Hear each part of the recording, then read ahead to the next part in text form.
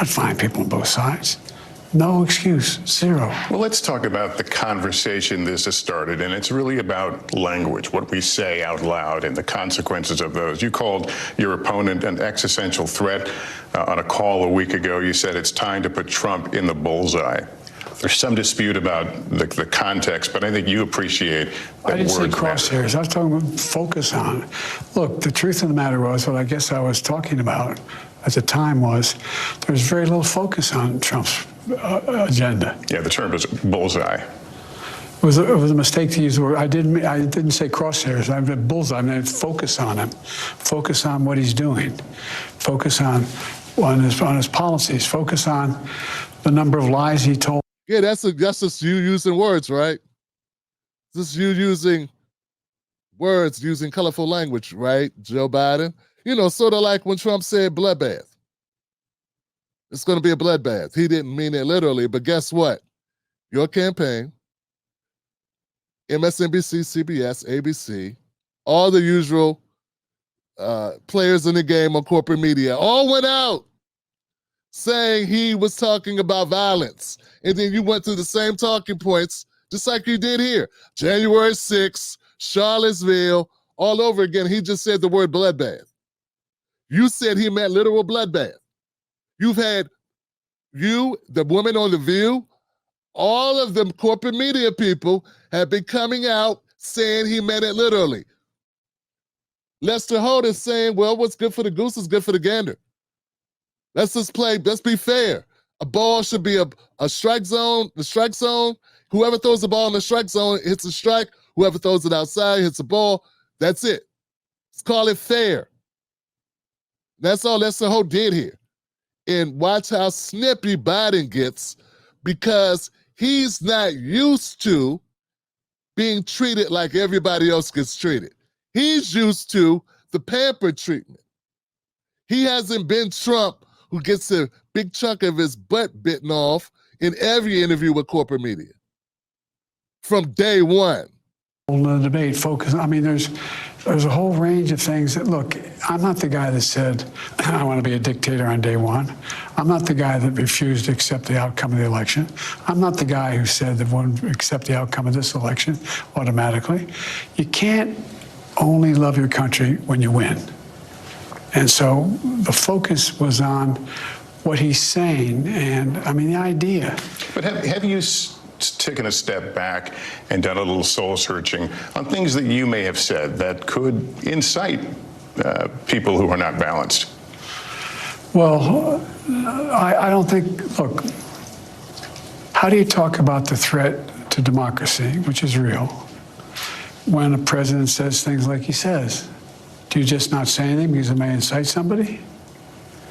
Look, No accountability. No accountability. You don't get to say, hey, this guy over there is horrible, so I get to act any other way I want to act. That's the Democratic talking point, you know. Hey, why should I have standards? That guy sucks. I should have no standards. Well, then you don't get to be called Saint Joe, do you? You don't get to be treated like Saint Joe when you act like Saint Dirty. You have a corporate media narrative that puts Biden up on his pedestal as if he's this guy that's beyond contempt. We got to choose. Hey, Democrats, you have to choose. Either you're going to live in the la-la land that Biden is above the fray, that he's this great guy, that everyone keeps saying he's such a kind old man. He doesn't mean anything when he's sniffing hair of girls, little girls.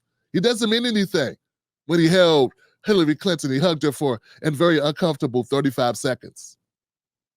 He didn't mean anything when he did this. He didn't mean anything when he calls black men, grown-ass black men, boys. He didn't mean anything. He never means anything. Nothing out of his mouth means anything. But when anybody else says something, they're the devil, they're Lucifer, they are Hitler. Do you understand where I'm coming from? So I think the American folks, most people that the people that are not totally brainwashed by everything that's happened over the last 8 years, I think a good amount of those people are tired of it. Tied in the mud. All right, let's keep going. I have not engaged in that rhetoric. Now, my opponent is engaged in that rhetoric. He talks about there'll be a bloodbath if he loses, talking about how he's going to forgive. Dude, you just engaged in it. You said bullseye. You said crosshairs, right? Didn't you just admit you said that? How are you going to say you didn't engage in it if you did engage in it? You haven't called him an existential threat? What does that word even mean? I hadn't heard, I could probably count on at least one hand, maybe two. But not that many times have I heard that term used until Trump got elected. And it became a running narrative of corporate media and the Democratic Party, which are pretty much the same thing. Existential threat, existential threat, existential threat. I heard people saying that they couldn't even say it. They were like, essential threat. We had people that didn't even, people that couldn't spell it was saying it or on their channel. It's an essential threat, an epicentral.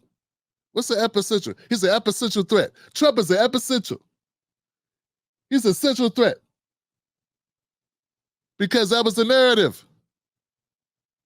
Impending doom, the collapse of mankind. They treated him like he was Darth Vader. And Biden became Obi-Wan Kenobi. He ain't. He is no Obi-Wan. I don't even know an app comparison is something for people that are not over 40, but you get it. Hope you do.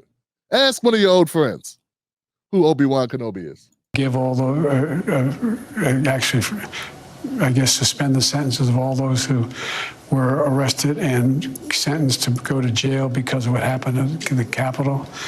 I'm not out there making fun of, like, remember the picture of Donald Trump when Nancy Pelosi's husband was hit with a hammer, talking about. Everything with Biden is, I know I am, but what are you? Everything is, no, not me, him. No, we're not going to talk about me. We need to talk about that guy over there. Everything is about Trump. What about you, man? Aren't you human? Aren't you? Can we talk about you? Lester got a bad rap. He's quiet. He's letting this guy wander around the park with his pants down. He's wandering around. There's kids here. He's just aimlessly wandering around the conversation when it's a question. This guy, there's a road right here. This guy way down the street, way down. He's past the spikes on the side. I don't even know what you call those. Those things are annoying, by the way, but they're lifesavers, but they're annoying. He's drove over that. He down the embankment. He's supposed to be on the road. Lester's allowing him to weave all over the road. And then they're going to complain later that this was a bad interview? Please. Joking about it. This doesn't sound like you're turning down the heat, though. You've talked about No. Look, when I'm turning down, we have to stop the whole notion that there are certain things that are contrary to our democracy that we're for. The idea of saying... What is he even saying? See, this is why he's over-scripted. This is why they have to tell him exactly what to say, because he's not good at this at all. Biden is sliding. You are sliding with Biden. Not riding, sliding. J.D. Vance has adopted the same policies, no exceptions on abortion, making sure that he supports the new $5 trillion tax cut that Trump wants to give in the next administration, signing on to the whole notion of whether or not we're going to, he says there's no climate change happening. I mean, he signed on to the Trump agenda, which he should if he's running with Trump.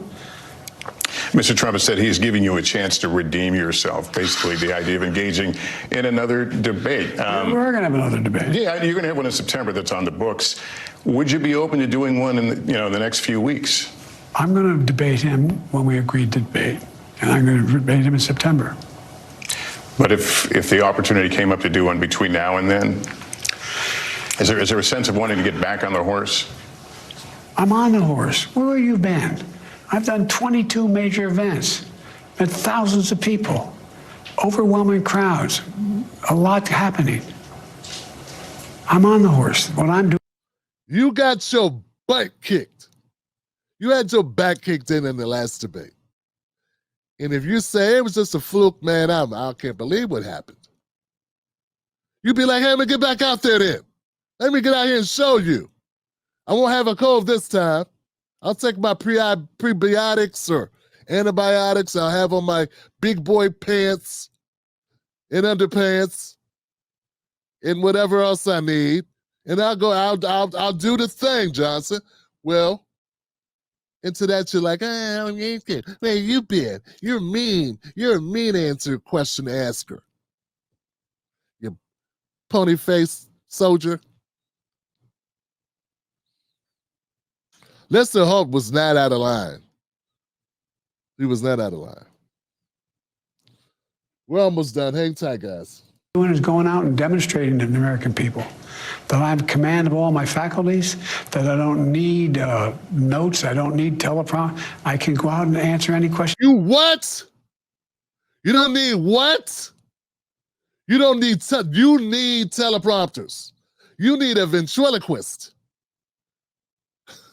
Yeah, you don't need a teleprompter. You don't need notes. You need a ventriloquist. That's what you need, Johnson. Badly. You need somebody definitely. You need voiceover actor. You need AI. That's what you need, sir. President Biden, you need AI immediately. You need syllabi or 11 labs. Even Hey Jenna work.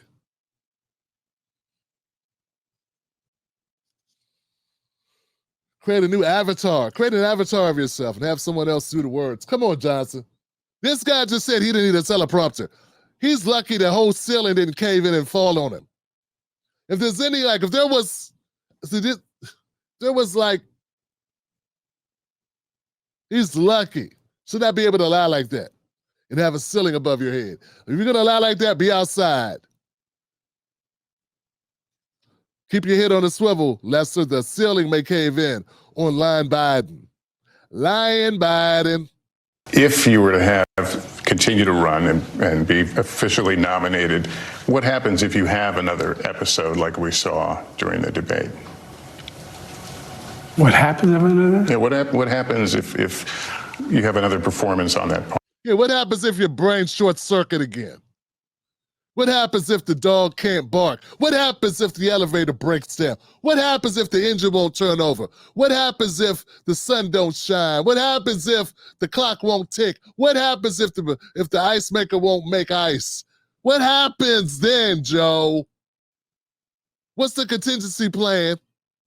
Lester's getting at it, man. I got to say, Lester, I'm surprised, man. Lester, that's my dog. That's my dog. I mean that in a positive way for people who are not from the culture. Good job. On that level. I don't plan on having another performance on that level. God damn. Oh, God, man. You know, Biden had to remember he's 81. He wanted to come across that table and whoop Lester's ass. In his mind, you could look at Joe Biden's expression. In his mind, he's leaping. He's leaping out of his chair and wrapping his hands around Lester's black neck. It chokes the life out of him. What do you mean? I can't remember. No. People are screaming, Joe, let him go! Joe! No! You see it all in his eyes. Like Joe says he's on the campaign trail, likes to see people in the eyes, know what they're thinking. I can see in his eyes and can tell what he's thinking. He's thinking, boy, you ain't black. That's what he's thinking. One more time for people in the cheap seats. One more time for the people in the cheap seats. Seats. All right. Mr. President, it's always good to talk. American people. That I have command of all my faculties, that I don't need notes, I don't need teleprompter. I can go out and answer any questions at all. And I stood there when NATO was in town. I stood there for an hour and answered questions. If you were to continue to run and be officially nominated, what happens if you have another episode like we saw during the debate? What happens if another? Yeah, what happens if you have another performance on that on that level? I don't plan on having another performance on that level. All right. Mr. President, it's always good to talk to you, good to see you. Thank you for making some time for us. Sometimes come and talk to me about what we should be talking. Ha ha! Lord have mercy. I don't plan on having some. I don't plan on having another. Did Joe Biden reach behind his back and check and see if he had his gun? He's like, I don't plan to have a.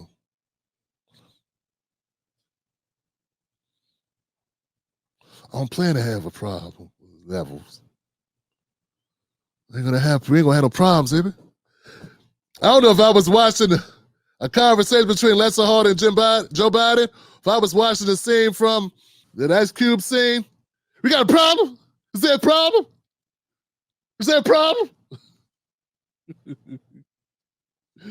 Oh man, boys in the hood, that's it. Is there a problem? A hard head makes a soft behind. Okay? You don't want to go out. Look, I say hand the keys to Kamala. Here you go, Kamala. And go get in the Lamborghini and give it to Jill.